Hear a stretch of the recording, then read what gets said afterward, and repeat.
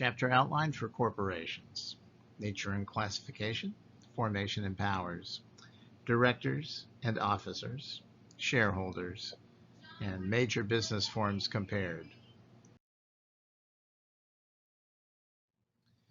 What is a closed corporation?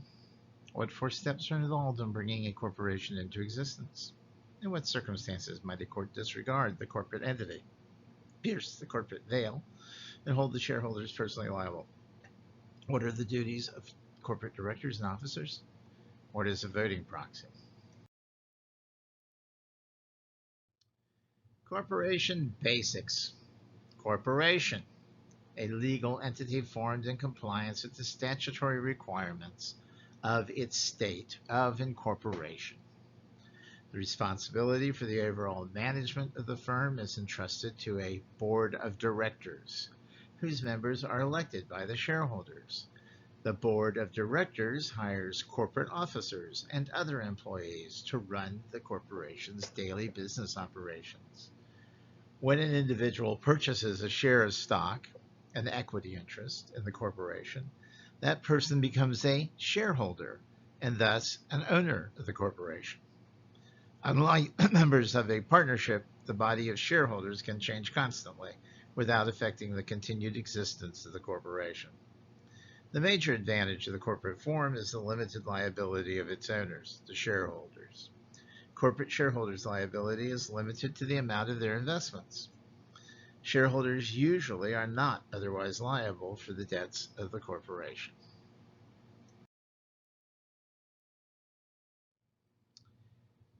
Corporate earnings and taxation. When a corporation earns profits, it can either pass them on to its shareholders in the form of dividends or retain them as profits. These retained earnings, if invested properly, will yield higher corporate profits in the future and cause the price of the company's stock to rise. Individual shareholders can then reap the benefits and the capital gains that they receive when they sell their stock. Dividends. These are corporate profits distributed to shareholders in proportion to their shares held. Retained earnings. Corporate profits that are not distributed to shareholders. Corporate profits can be subject to double taxation. The company pays tax on its profits, and then if the profits are passed on to the shareholders as dividends, the shareholders must also pay income tax on them. The corporation normally does not receive a tax deduction for dividends it distributes to shareholders. A corporation may be held liable for the criminal acts of its agents and employees. Although corporations cannot be imprisoned, they can be fined, even hundreds of millions of dollars. A corporation is also liable for the torts committed by its agents or officers within the scope and course of their employment. The doctrine of respondeat superior applies to corporations in the same way that it does to other agency relationships. Domestic, foreign, and alien corporations. Domestic corporation: a corporation incorporated in a given state and doing business in that same state. Thus, corporations that are incorporated in the state of Florida are, within the state of Florida, regarded as being domestic corporations. A corporation incorporated in the state of Georgia doing business in the state of Florida would, in Florida, be considered to be a foreign corporation, as would any other corporation doing business in a given state but incorporated in another state. An alien corporation is a corporation that does business in a given state within the United States but is incorporated in a foreign country according to the laws of that country. Foreign and alien corporations do not automatically have the right to do business in a state other than the one in which they are incorporated. They may be required to obtain a certificate of authority from any other state in which they want to do business. Private, public, and nonprofit corporations. A public corporation is a corporation formed by a government to serve some official, political, or governmental purpose. Thus, PBS is a public corporation. Publicly held corporation: a corporation whose shares are sold to and held by or on behalf of the general public and are traded on a public exchange. Thus, ExxonMobil would be a publicly held corporation. A private corporation, a corporation formed by and owned by individuals and other private interests. Most corporations are private. Nonprofit corporations, also called a not-for-profit corporation, a corporation typically formed for charitable, educational, religious, or similar purposes, and organized and operated without a goal of making a profit.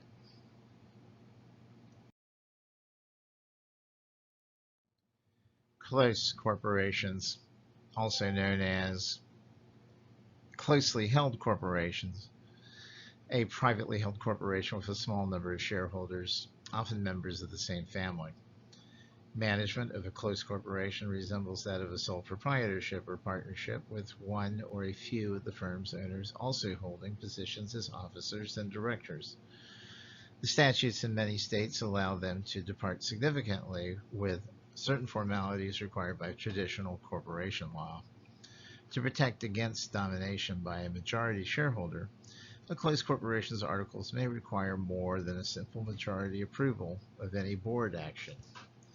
Because transfer of a shareholder's shares to a non-shareholder can fundamentally alter the nature of a closed corporation, closed corporations often require a shareholder who wishes to exit the corporation to sell their shares to the other existing shareholders, or at least offer them or the corporation a right of first refusal.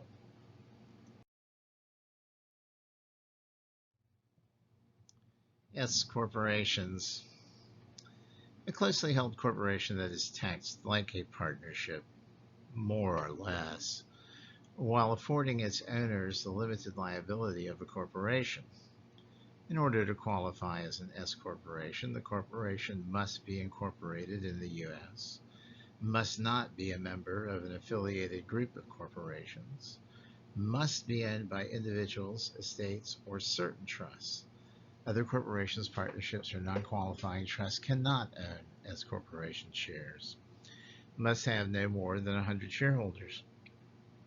Must have only one class of stock, although not all shares must have the same voting rights, and must not have any non-resident alien shareholders.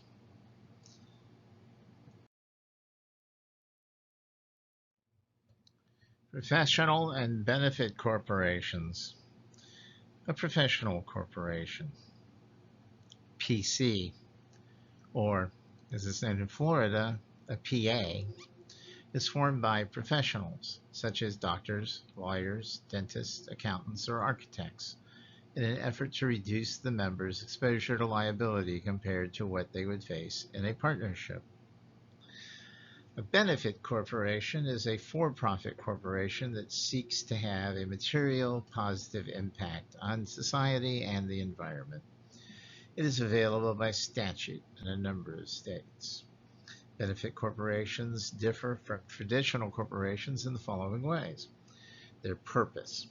Although the corporation is designed to make a profit, its purpose is to benefit the public as a whole, rather than just to provide long-term shareholder value, as in ordinary corporations. Accountability. Shareholders of a benefit corporation determine whether the company has achieved a material positive impact. Transparency. A benefit corporation must issue an annual benefit report on its overall social and environmental performance that uses a recognized third-party standard to assess its performance.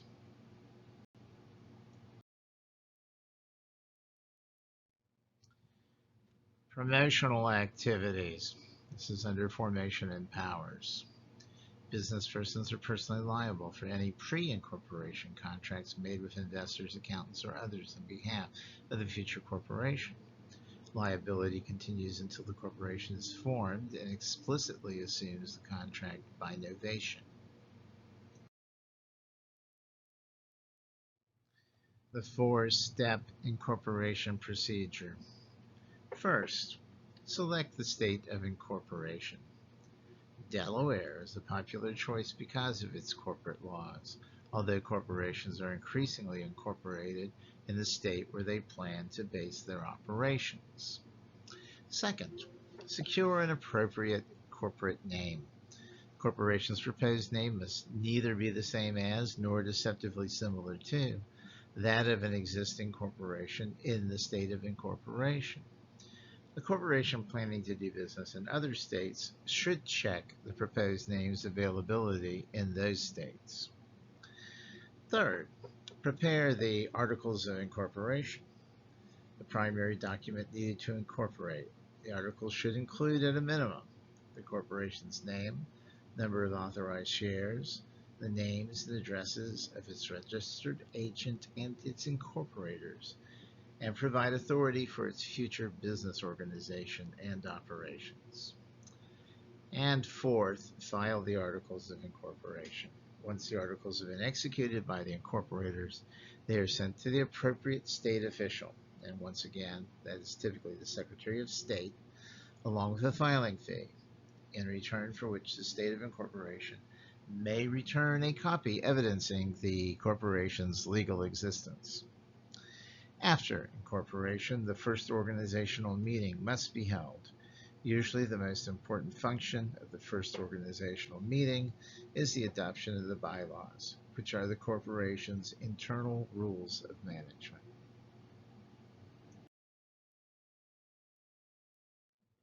Hey, that was worth saying once, so let's say it again. Prepare the Articles of Incorporation.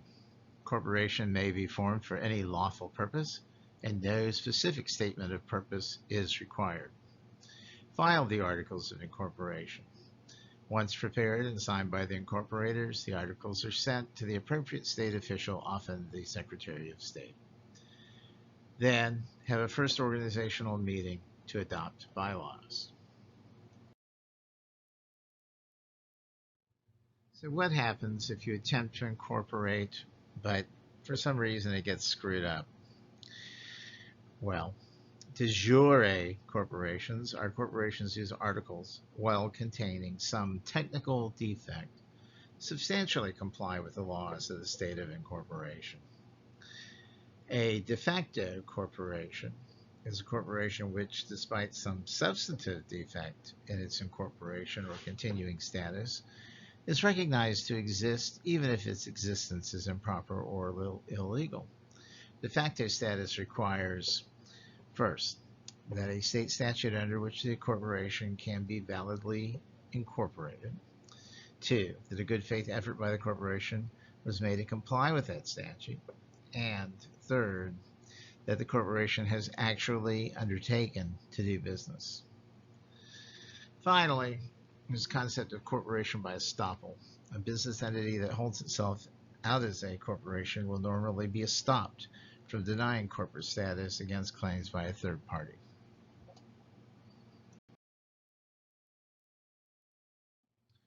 Corporate financing. Corporations normally are financed by the issuance and sale of corporate securities, meaning stocks and bonds that evidence the right to participate in earnings and the distribution of corporate property or the obligation to pay funds. A bond is a debt security that represents borrowing by the corporation. Bonds normally have a designated maturity date, the date when the principal or face amount of the bond is returned to the bondholder. Stock. Stock is an equity security that represents the purchase of a share of ownership in a corporation by a shareholder. Common stock are shares of stock in a corporation that give the shareholder a proportionate interest in the corporation with regard to voting, earnings, and net assets. Common stock shares are the last to receive dividends, distributed income, and to receive asset distribution upon the corporation's dissolution. Preferred stock are shares of stock that have priority over common stock, both with respect to payment of dividends and distribution of assets upon the corporation's dissolution, but generally afford holders less input in corporate decision-making.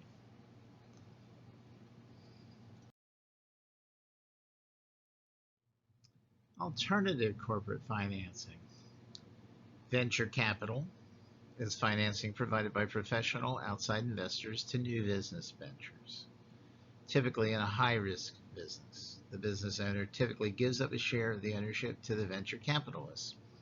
The venture capitalist may also provide managerial and technical support. Private equity capital. Equity firms that obtain their capital from wealthy investors in private markets.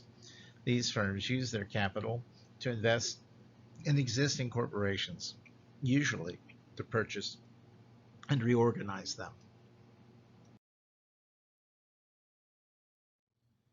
Crowdfunding, a cooperative activity in which people network and pool funds and other resources via the internet to assist a cause, such as disaster relief, or invest in a venture business.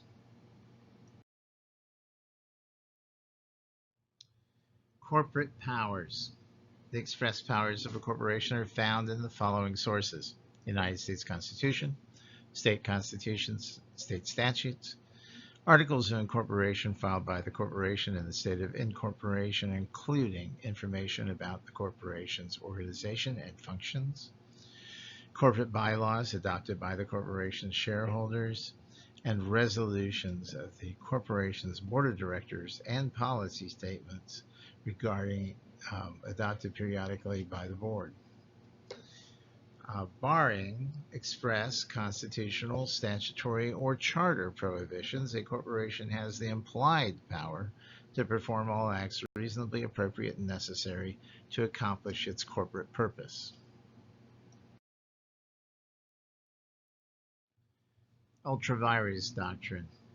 Ultra vires acts are acts of a corporation through one or more officers or directors that exceed the corporation's express and implied powers. Cases that allege ultra vires usually involve nonprofit corporations or municipal public corporations. Shareholders can seek an injunction from a court to prevent or stop the corporation from engaging in ultra vires acts.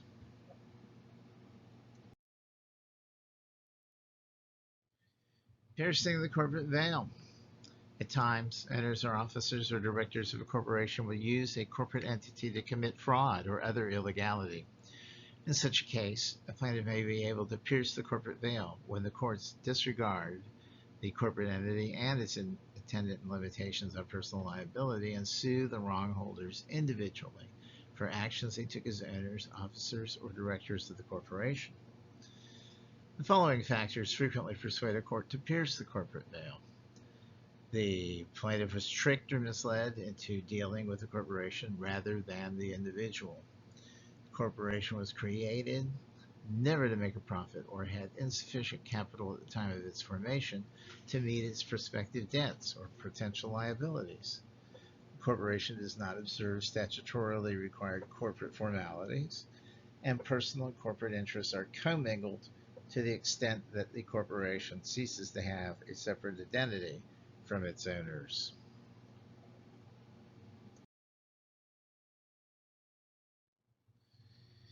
The potential for corporate assets to be used for personal benefit is especially great in a close corporation.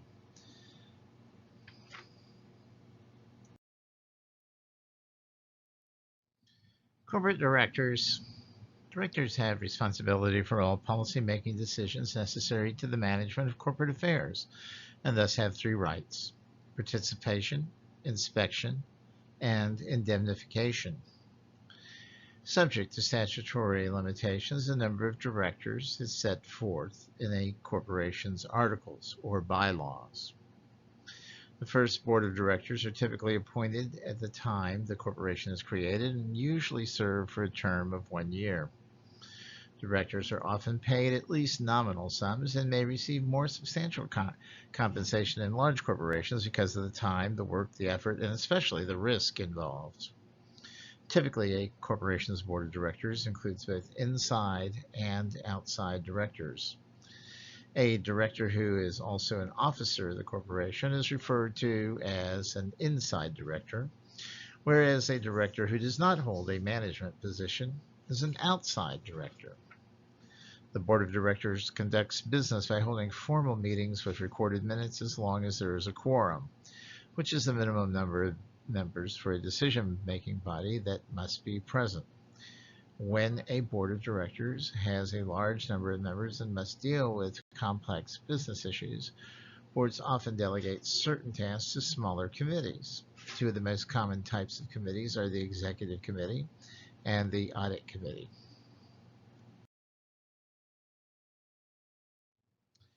As noted a few moments ago, the rights of directors include a right to participation in the management of the corporation, the right of inspection of the corporate books and records, and a right to indemnification in order to hold them harmless in the event that they are sued in their capacity as directors. The board of directors also hires corporate officers and other executive employees. It can normally remove corporate officers at any time, with or without cause.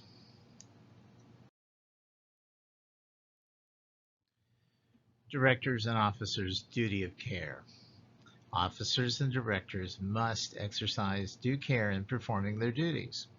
The standard of due care generally requires a director or officer to act in good faith, which is honestly, to act in what he or she considers to be the best interest of the corporation, and to conduct reasonable investigations into corporate matters before making a decision. Directors are also expected to exercise a reasonable amount of supervision when they delegate work to corporate officers and employees. Under the business judgment rule, a corporate director or officer will not be liable to the corporation or to its shareholders for honest mistakes of judgment or bad business decisions that were made in good faith.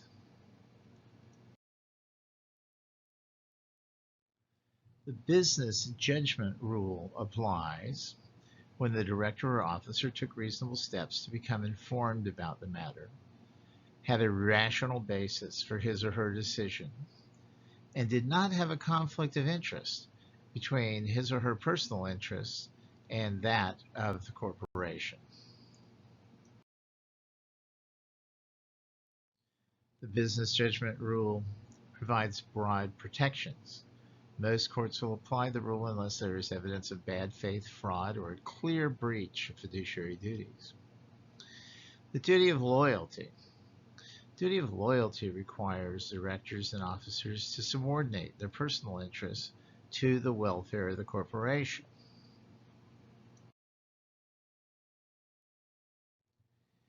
In the exercise of their duty of loyalty, directors and officers should not compete with the corporation, usurp or take advantage of a corporate opportunity, have an interest that conflicts with the interest of the corporation, engage in insider trading, using information that is not public to make a profit trading securities, which incidentally may be a criminal act as well.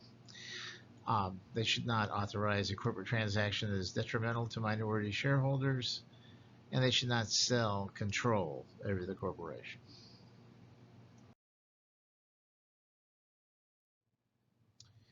Disclosure of conflicts of interest. Director's fiduciary duty requires him or her to make a full disclosure of any potential conflicts of interest that might arise in any corporate transaction. Liability of officers and directors. Directors and officers are liable for their own crimes and torts. They may also be held liable for the crimes and torts committed by corporate employees under their supervision. Shareholders own the corporation, but they generally are not responsible for its daily management.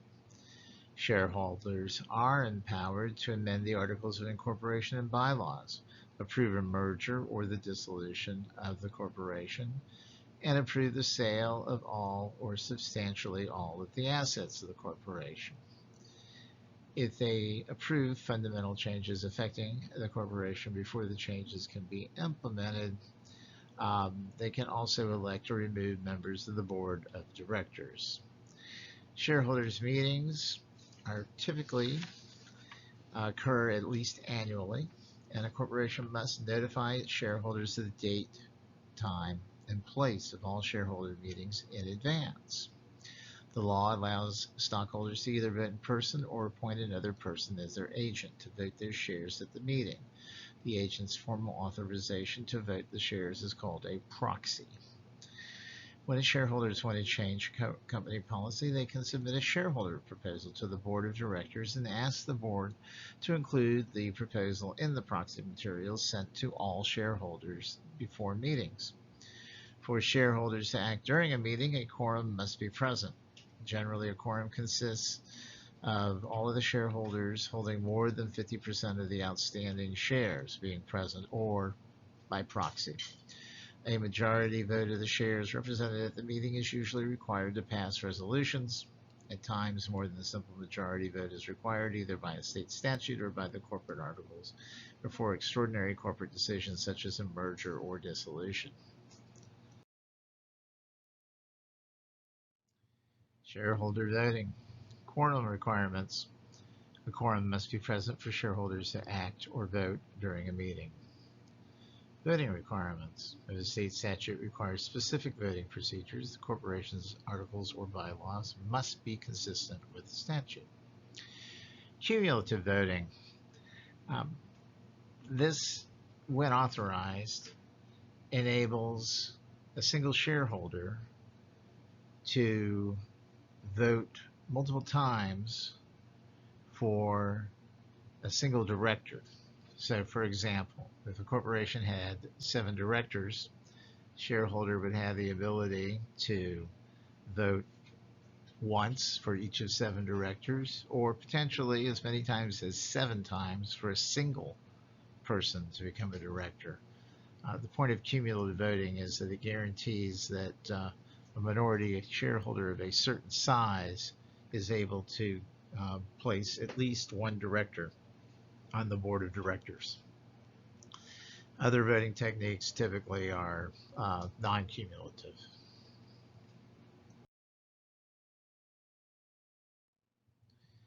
Stock certificates. Shareholders possess numerous rights in addition to the right to vote their shares. In the past, they had a right to stock certificates that evidenced ownership of a specific number of shares in the corporation.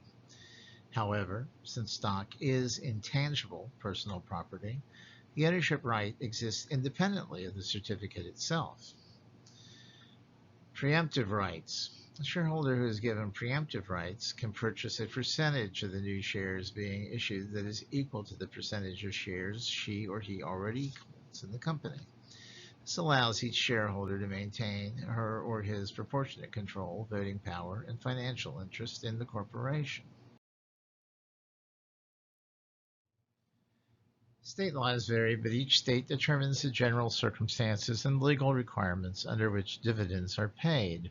A dividend is a distribution of corporate profits or income ordered by the directors and paid to the shareholders in proportion to their shares in the corporation. Illegal dividends are payouts that are improperly paid from an unauthorized account or that cause a corporation to become insolvent. Directors' failure to declare a dividend may form the basis of a lawsuit. Inspection rights. Shareholders in a corporation enjoy both common law and statutory inspection rights. Every shareholder is entitled to examine specified corporate records for a proper purpose, although this right has a high potential for abuse.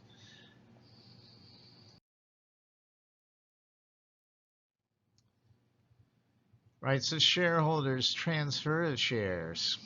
The law generally recognizes the right to transfer stock to another person unless there are valid restrictions on its transferability, such as frequently occur with closed corporation stock. Restrictions must be reasonable and can be set out in the bylaws or in a shareholder agreement. When a corporation is harmed by the actions of a third party, the directors can bring a lawsuit in the name of the corporation against that party. If the corporate directors fail to bring a lawsuit, shareholders can do so derivatively in what is known as a shareholders' derivative suit. The right of shareholders to bring a derivative action is especially important when the wrong suffered by the corporation results from the actions of corporate directors or officers. If the suit is successful, any damages recovered normally go into the corporation's treasury, not to the shareholders personally.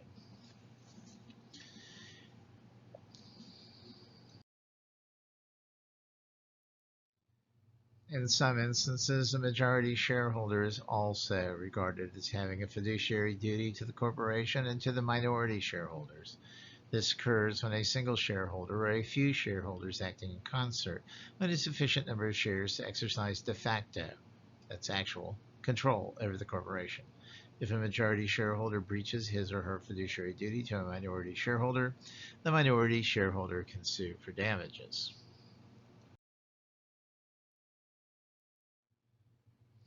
Now be prepared to offer a comparison of all of these following business forms: sole proprietorship, partnership, corporation, limited partnership, limited liability company, and limited liability partnership.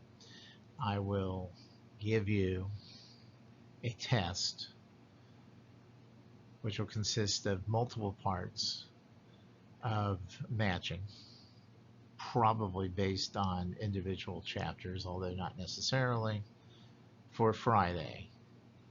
Um, this will probably count as a substantial portion of the total post-COVID-19 grade.